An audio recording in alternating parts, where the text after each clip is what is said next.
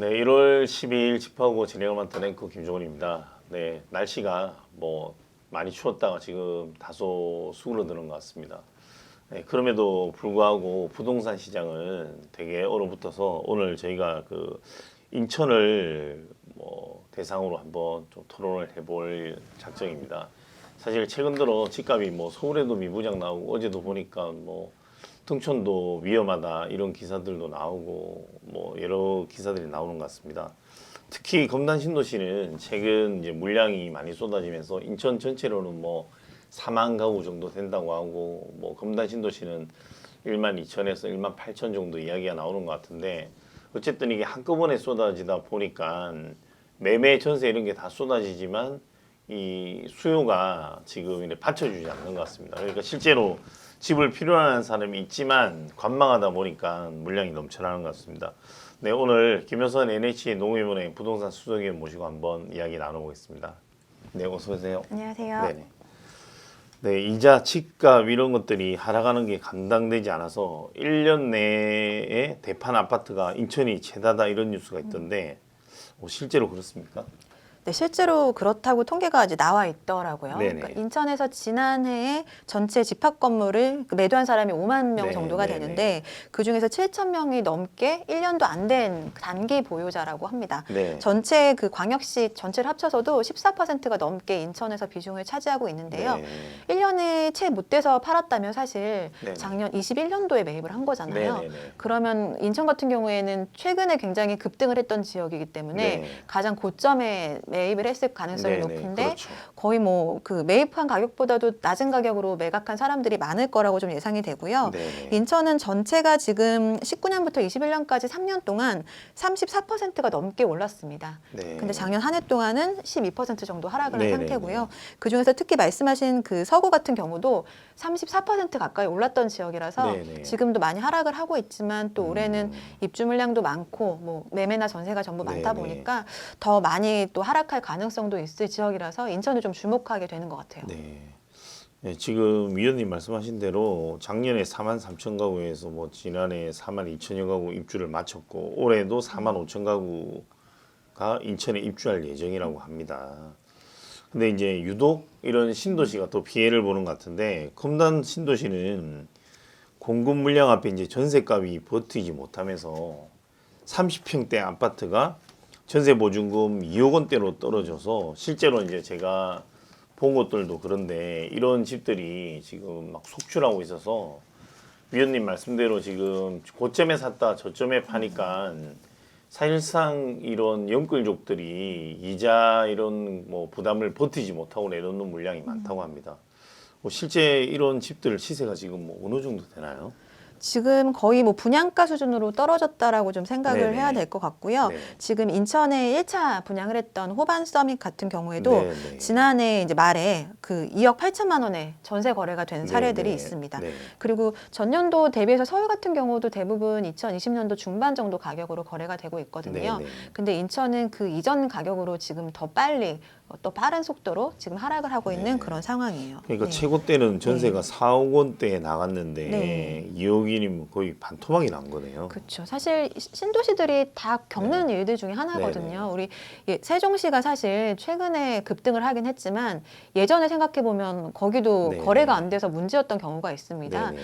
그래서 신도시는 사실 자리 잡는 시간이 좀 걸리기 때문에 네네. 입주 물량이 한꺼번에 많이 나오게 되면은 네. 매매보다도 전세가 더 많이 빨리 떨어지거든요. 네. 근데 전세 가격이 하락을 하면은 그 가격을 기준 삼아서 매매 가격도 하락을 할 수 있기 때문에 조금 심각할 수 있는 상황인 것 같아요.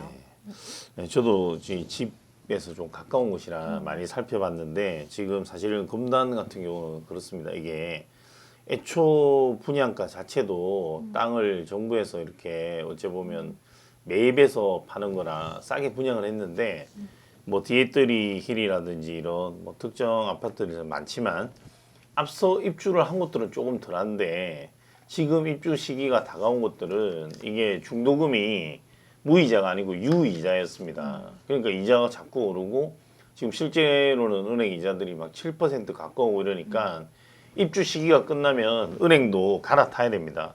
애초 분양 때는 건설사가 지정한 은행에 했다가 그 뒤에 본인이 금리를 싼 곳으로 해야 되는데 지금 7에서 8%까지 부담하니까 이게 뭐 본인 돈 얼마 없이 만약에 뭐 4억대 아파트인데 3억 대출을 받았다. 이러면 뭐 이자가 감당하기 힘든 수준이죠. 거의 뭐 200만 원 이상 내야 되기 때문에 무너지는 가구가 많다 보니까 울며 겨자 먹기로 조금이라도 빨리 받아야 되겠다 해서 2억 뭐 중반대 내놨던 전세들을 2억까지도 내놓고 지금 이렇게 하는 것 같습니다. 또 그것뿐만이 아니고 제가 저층 보니까 1억대 매물도 나오고 있는데 뭐 1층 같은 경우 뭐 예전에는 1층에 어린이집 한답시고 더 비싸게도 내놓고 그랬었는데 지금 뭐 그런 것까지 겹쳐서 사실은 되게 힘들어하는 것 같습니다. 이 검단 신도시들이. 그래서 보면 사실 언론들도 뭐 저희뿐만이 아니고 다른 곳들도 이 검단 신도시에만 르포를 많이 가는 것 같아요. 가서 이렇게 비교해서 뭐 르포 기사 중에 보면 특정 뭐 호반 서밋이 많이 떨어졌다. 뭐 2억 8천만에 거래됐는데 지금 4천에서 8천씩 더 떨어지고 있다. 이런 내용들도 심리 때문에 저는 없지 않아 그런 것도 있다고 생각합니다. 뭐 사실 이런 뉴스 보면 저는 또 여기 사는 분들은 되게 붕괴하더라고요.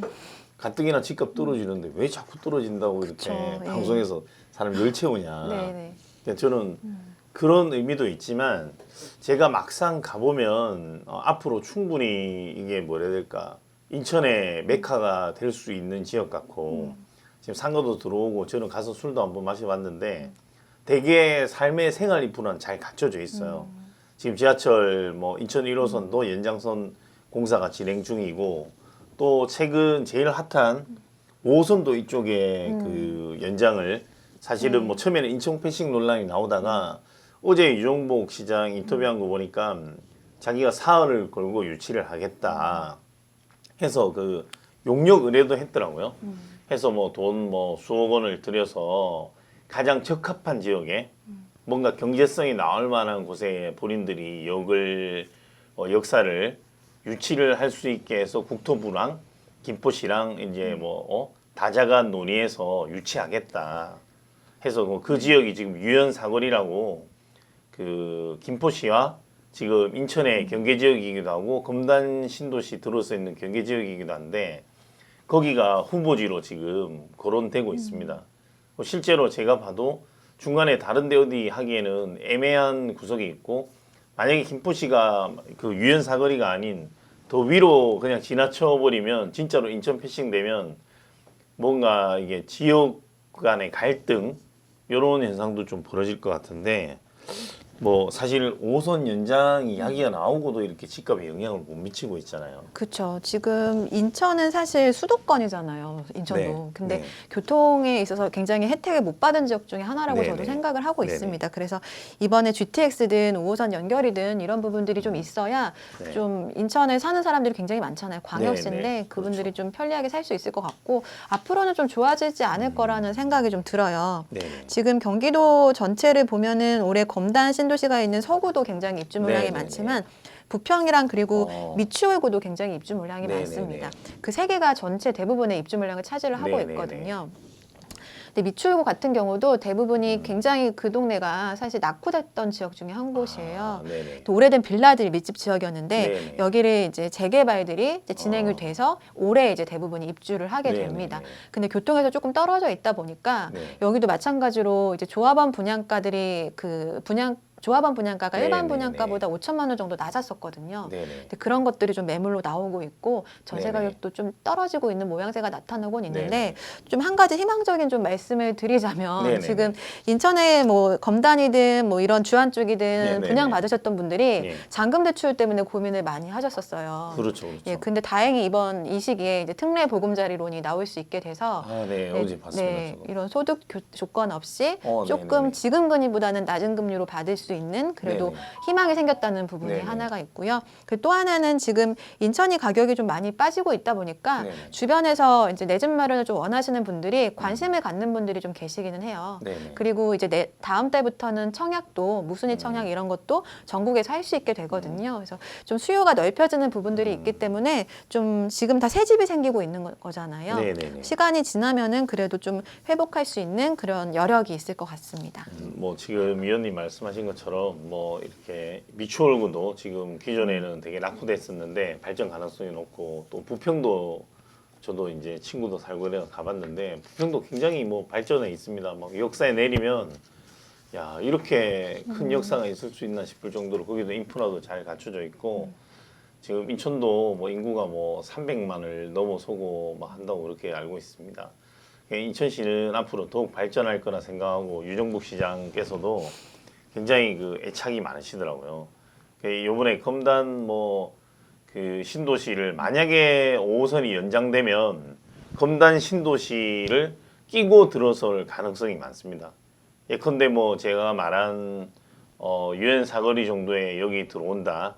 아니면 거기서 약간 더 김포 뭐 풍무동 쪽으로 약간 여기 더 우측에 들어선다. 지금 사실은 그 역사가 들어설래도 땅을 매입하고 이런 과정들이 더뎌지면 그 지하철도 더 늦게 들어올 것 같은데 그런 면에서는 그 유엔 사거리 쪽이 그나마 후보지로서 좀 괜찮다고 생각하고 좀 풍무동 쪽에는 앞에 논밭이 많아서 사실 역 만들기엔 더 빨리 만들기엔 좋지만 지금 풍무 한승역이 기존대로라면 그 김포도시철도 있는 풍무역 있는 정도의 5호선 연장이 아마 크로스로 겹쳐가지 않을까 그게 기존 나와 있는 안이던데 저는 개인적으로 그렇습니다. 뭐 거기든 여기든 뭐 크게 뭐 이쪽 저쪽 누구 뭐 편들 이유도 없거니와 뭔가 인천도 같이 잘 살 수 있게 인천 쪽에 조금 더 같이 이용할 수 있게 만드는 게 어떻겠나 생각이 들고 그렇게 되면 지금 위원님 말씀하신 것처럼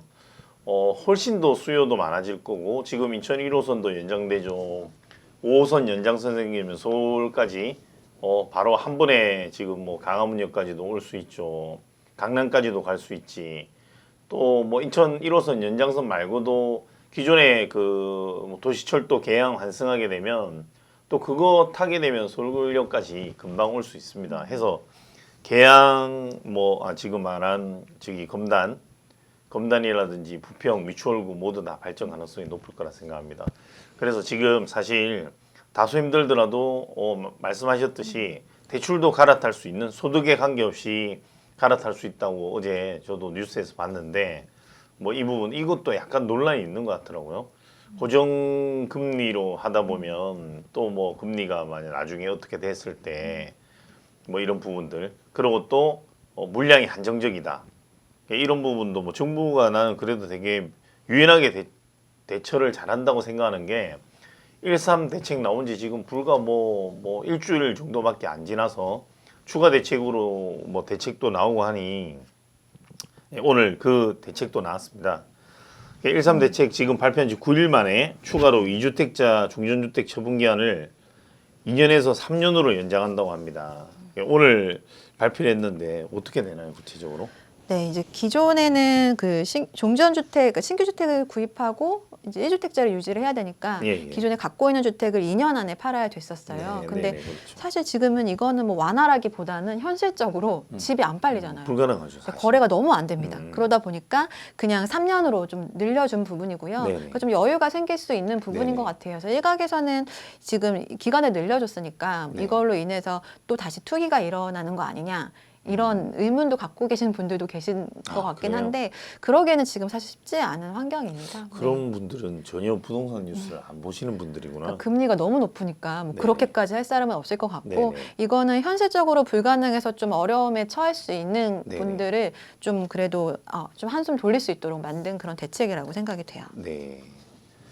그러니까 현행 종전주택 처분기한이 신규 취득일로부터 2년이었는데 이 3년을 12일부터 소급 적용해 준다니까 사실은 바로 적용해 준다는 점에서 저는 굉장히 반길 일이라고 생각하고요. 그리고 또 이 2년뿐만이 아니고 관련한 그 지방세법 시행령, 소득세법 시행령, 종합부동산세법 시행령 개정 사항을 2월 중에 공표를 해서 시행할 예정이라고 합니다. 다만 이제 발표일로부터 시행일까지 매물 동결을 막고 일시적으로 2주택자의 빠른 혜택을 주기 위해서 바뀐 규정은 10일부터 소급 적용한다. 이렇게 나와 있습니다. 네. 해서 혜택을 볼 수 있다고 생각하니 뭐 그렇고 지금 위원님 또 지적하셨던 대로 일부의 그런 지적도 뭐 의견을 내는 데는 뭐 반대하겠습니까만은 저는 사실은 좀 부동산 감 떨어지시는 분들이 아닌가. 제가 지금 뭐 금단에 대해서 오늘 좀 집중적으로 이야기하지만 김포도 지금 뭐 금단 못지않게 거의 뭐 비슷한 유사한 분위기입니다.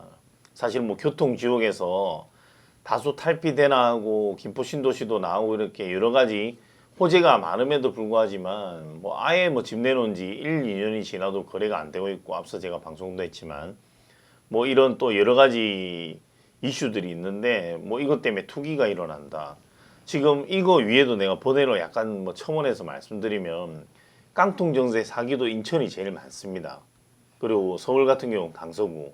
근데 이게 단순하게 뭐 1, 2인에 의한 그게 아니고 지금 뭐 조직적 범죄단이라서 지금 빌라에서 최근에 거기 가담했던 20대 청년이 뭐 자살한 것으로 추정하는데 자살이 아니고 타살일 수도 있다 이런 의혹도 나오고 그 같은 빌라 2층과 4층에 같이 살았고 이런 문제들이 나오면서 지금 여기도 지금 거래가 안 되어 있고 다음 시간에 한 번 더 해주겠지만 제가 그 제1금융권 전문으로 이 대부업 취급하는 대부업체 대표랑 어제 잠시 차를 한잔 했었는데 대부업체마저도 무너지고 있답니다. 지금 1대부업체 같은 경우에 예를 들어서 금융권하고 거래를 하고 있는 대부업체는 채권 추심을 해서 기존에 이제 부도난 채권을 회수를 하는데 이 채권을 회수하기 위해서 경매를 내놓는데 경매가 막 계속 유찰되고 하다 보니까 대부업체들도 무너지고 있다는 이야기를 하는데 그 대부업체 대표는 한번 따로 모시고 이야기를 나눠보도록 하고 전반적으로 부동산 상황 전체가 이래 어렵다 보니까 이사업체도 힘들다. 그리고 최근 뭐 제가 뭐 특정 뭐 업체를 말하지는 않겠지만 대기업에 속해 있는 창호 만드는 회사 뭐 이런 부분들 뭐 브랜드를 말하면 그럴 것 같아서 이런 부분들까지도 지금 되게 힘들다고 합니다. 한샘도 가까스로 뭐 버티고 있다 이럴 정도로 지금 여러 가지로 뭐 기업들이 다 좋지 않은 상황인데 이렇게 뭐 막무가내로 투기가 일어난다고 이렇게 생각하는 사람들은 사실은 이런 사람들의 고통을 모르는 겁니다. 네, 그런 부분 좀 참조해 주시면 좋을 것 같고. 제가 최근에 그래서 뭐 두촌주공이나 뭐 이런 네네. 미추홀구에 있는 사전 점검이나 뭐 계약하는 현장 네. 가봤어요. 네네. 말씀하신 그런 업체들이 진짜 줄에 서 있더라고요. 요즘에 너무 이제 일할 그렇죠. 곳이 없으니까 그렇죠, 그렇죠. 뭐 미추홀구 이런 데는 특히나 가격이 오를 리가 없잖아요. 그런데도 그렇죠. 부동산이랑 이사업체 뭐 그 집 보여주는 그런 한샘이나 네네네네. 이런 데서 와서 다 뭐 사은품 만들어서 뭐 나눠주고 하고 있더라고요. 네네. 그래서 굉장히 좀 마음이 좀 아팠습니다. 그러니까요. 그러니까 지금 거래가 좀 되기는 해야 돼요. 한샘도 현금성 자산이 많아서 버티고 있는 거고 뭐 예를 들어서 뭐 LX 하우시스라든지 아니면 뭐 지인이라든지 사실은 다 대기업의 반개 계열사 아닙니까? 그래서 조금 버틸 만한 거지 사실은 지금 뭐 회전도 안 되고 재건축도 앞서 규제해서 잘 안 됐죠. 집도 분양이 안 되고 있죠. 또 이사를 가야 뭐 인테리어도 하고 창문도 바꾸고 소파도 사고 뭐 이삿짐 업체도 먹고 살고 뭐 도배, 창호, 뭐 페인트 다 이게 연관돼 있는데 맞아요. 이 주택 경기가 꽁꽁 묶이다 보니까 안 되고 있고 또 이걸 풀어줘도 사실은 대부분의 부동산 전문가들이 나와서 하는 말이 DSR은 안 풀어주는데 이거 풀어봐야 고금리에 집을 어떤 미친놈이 뭐 이자 10%까지 감당하면서 살 수 있겠냐. 대놓고 이야기하고 지금 이자 때문에 부도나기 직전인 내가 대부업체 만났다고 이야기를 했는데 연끌족들이 지금 실제로 무너져서 매물이 나오고 있습니다. 뭐 인천 지역에서도 많이 나오고 있고 아까 말한 그 깡통 전세 많은 뭐 서울 강서구나 쏟아지가 있어 대부업체도 부도가 난다고 나한테 하소연해서 방송에 한번 출연시켜 달라. 현실을 이야기하고 싶다.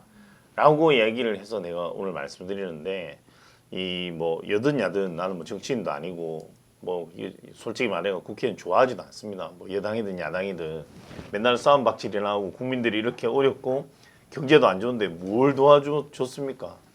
예산안도 늦게 합의하고 뭐 지네들끼리 싸우기 바쁘고 나는 하는 거 보면 참 저런 인간들한테 세금으로 월급을 주나 싶을 정도로 굉장히 감정적으로 안 좋은데 이런 현실에 대해서 전혀 모르고 막 떠드는 거 보면 첫 번째로 그래 공부 안 하는 사람은 낙선을 시켜야 돼요. 월급도 주면 안 된다 그래 생각합니다.